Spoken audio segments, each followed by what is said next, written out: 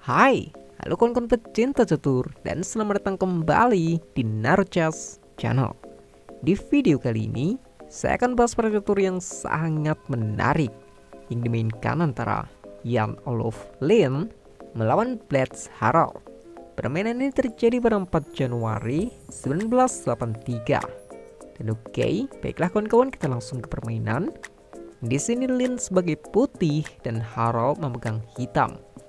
Permainan dimulai dengan E4 dan C5, Sicilian defense, lalu kuda F3 dan pion ke E6. Dilanjut pion ke D3, lalu ada tantangan dari pion ke D5. Yap, tapi itu dibiarkan saja dengan kuda B ke D2. Harald juga menambah tekanan dengan kuda F6. Baiklah, sekarang pion ke G3 membuka jalan buat gajah. Balasan hitam juga gajah ke E7. Dan oke, ini udah jelas gajah ke G2.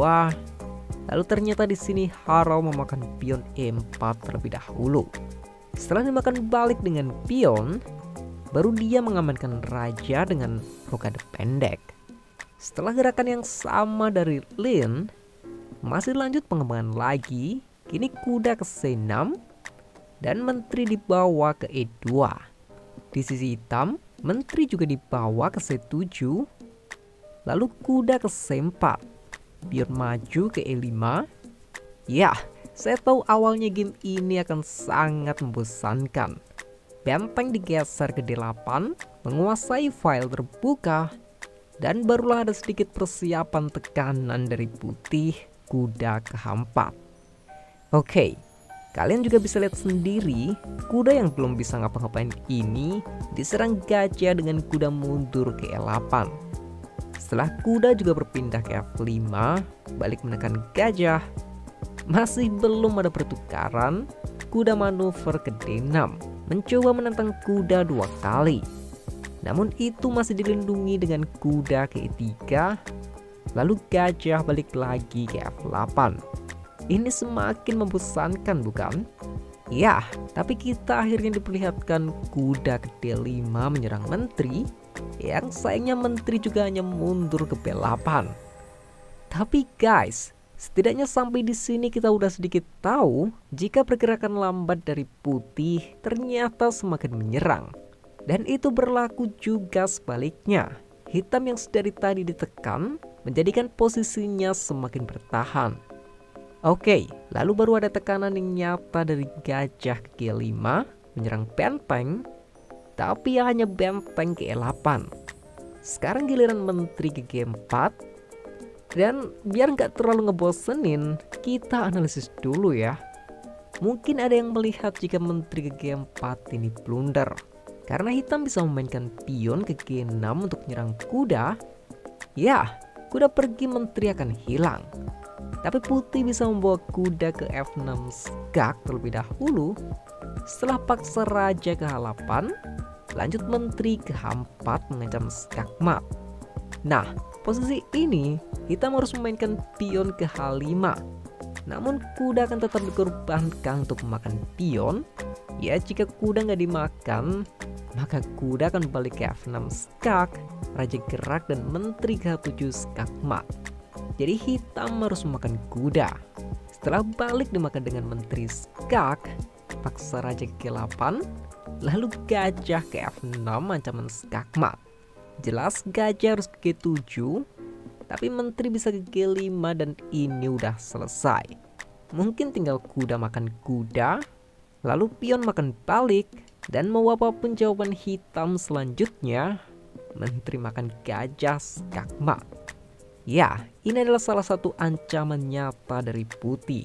Dia membuat suatu jebakan di mana jika hitam terperangkap akan terjadi skakmat seperti ini. Dan oke, kita kembali ke permainan. Ya, oleh karena itu di sini Harald kembali harus bertahan dengan raja ke H8 yang dilanjutkan Lien dengan membawa benteng A ke D1. Dijawab dengan gajah ke E6. Dan permainan yang sangat membosankan ini berubah menjadi sangat agresif kan kawan. Kuda ke F6 guys, mengorbankan kuda dan mengancam benteng.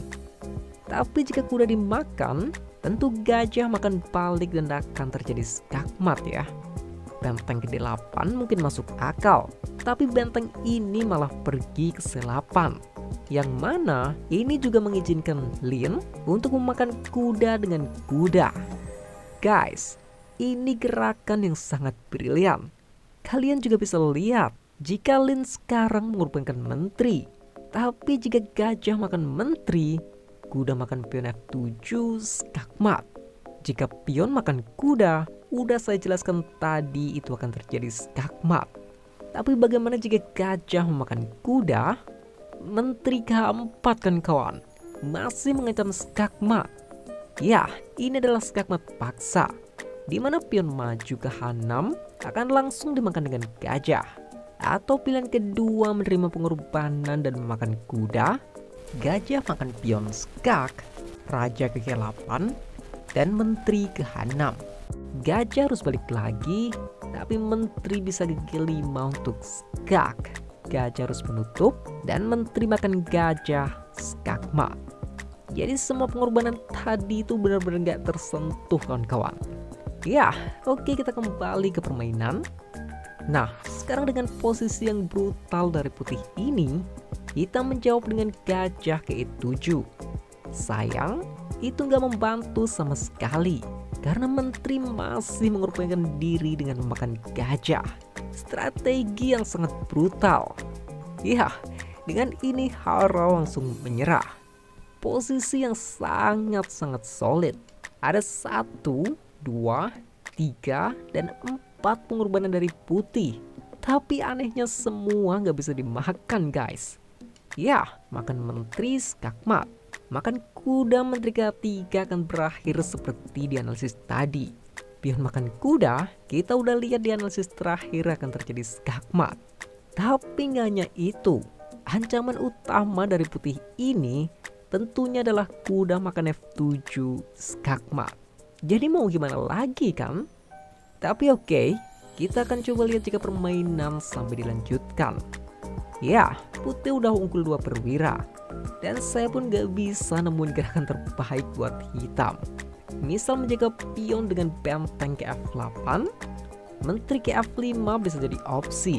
Atau bisa langsung sikat aja dengan kuda skak, paksa benteng makan kuda, lalu menteri makan benteng. Ya, ini udah clear putih menang.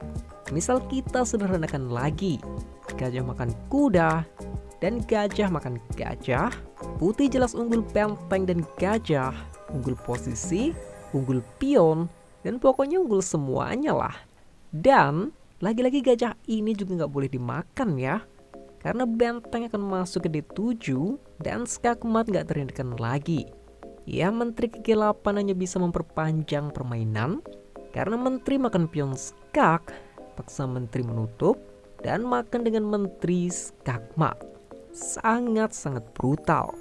Sebenarnya di awal, game ini menggunakan tensi permainan yang rendah, tapi putih bisa melakukan improvement di setiap gerakannya. Ya, apapun itu, ini memang partai yang cantik untuk sebuah seni catur. Dan oke lah kawan-kawan, sekian dulu video kali ini. Semoga videonya bisa menghibur dan partainya bisa bermanfaat. Dan adanya salah kata, saya mohon maaf. Salam chess lovers, terima kasih.